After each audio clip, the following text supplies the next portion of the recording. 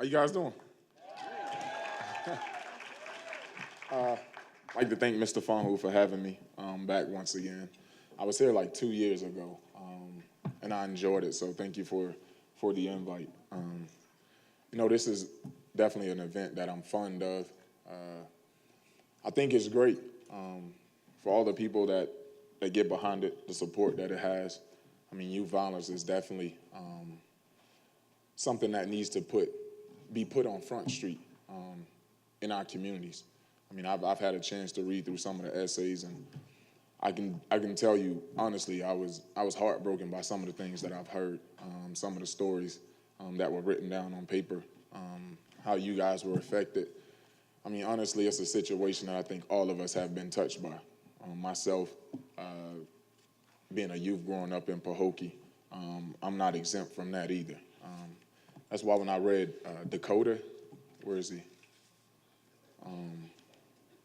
I read his essay, and it really hit home for me. Born and raised in the same place, faced with some of the same exact obstacles, whether to join a gang or not to. But I think the thing that we all have to remember is that God made us all special. We're all placed on this earth for a reason. And never forget that. I mean, you can never devalue yourself. You always have to know exactly who you are and that you're special in the sight of God. We all have parents who love us, who stand behind us, who support us, and try to teach us the right things. And I think it's also important for us to understand that the only way to attack bullying, youth violence, is to speak out against it.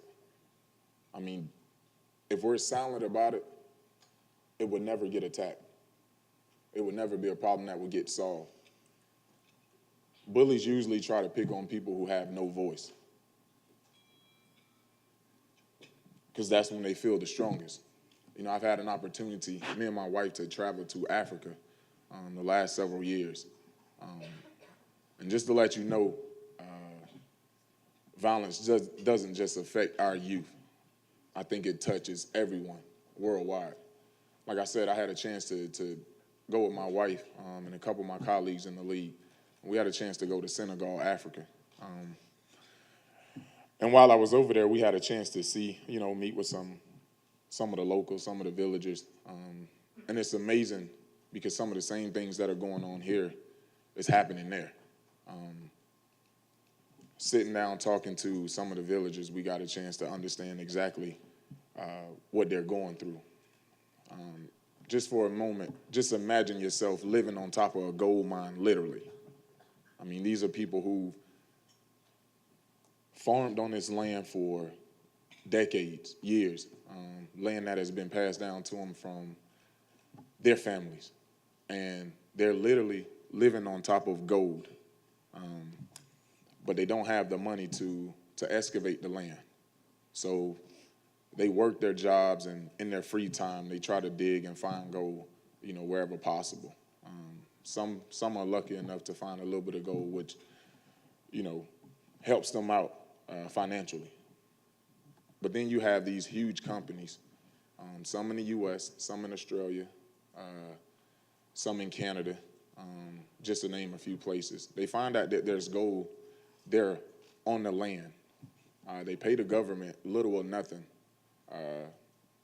to buy the land, which is rightfully owned by the locals. But the government gives them the okay. They go in, mine the land, and they make billions of dollars off of it.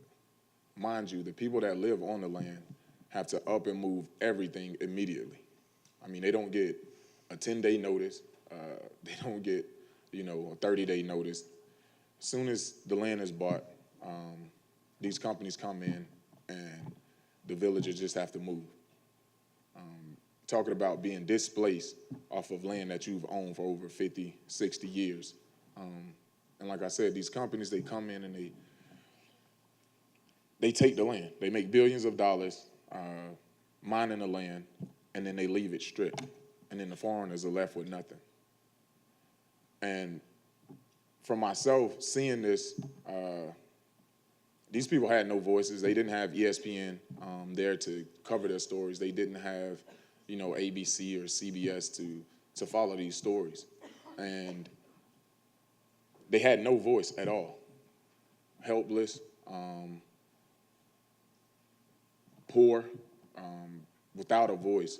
And myself, my wife, and a couple of guys that I work with, we saw this and felt that it was inhumane for this kind of activity to be going on. So we had a chance to go to Washington and speak before Congress to get mining laws changed, which is in the process of being done now, to give those people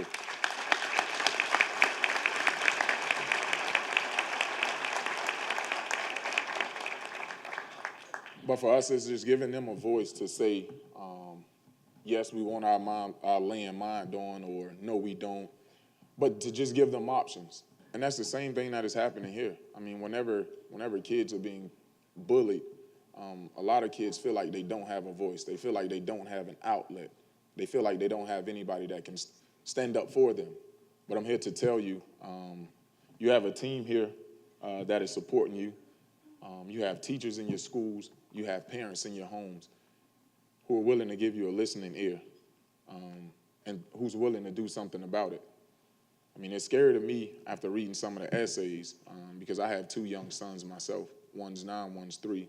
And to think about the challenges that they will have to be faced with in our school systems.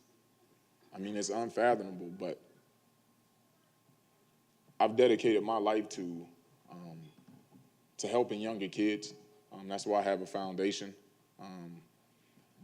And my whole goal is geared around helping you guys become the complete human beings that God made you to be. To give you guys a voice, a way out. You don't have to join in gangs to feel wanted or to feel accepted. There's other outlets. There's other ways to feel accepted. There's other ways to feel love. Violence isn't the answer. Never will be, never have been. And I just want to encourage you guys to continue to do positive, continue to speak up, continue to be that heartbeat that we need. Like I said, my heart goes out for some of you because of the essays that I've read, the way that you guys have been affected by the violence that you've had to endure. You're not alone. There's a lot of people who's willing to step in the gap for you. There's a lot of people who's willing to give you those opportunities that you need to be successful in life. Because that's our whole thing. Every adult that's here, we just want to see you guys be successful. We just want to see you guys be great citizens in our society. It all starts with you guys. If you want to make a difference, you can. But you have to be willing to speak out against it. So I just want to encourage you guys, let you know that we love you, we're standing behind you, and we'll always support you. Thanks for having me.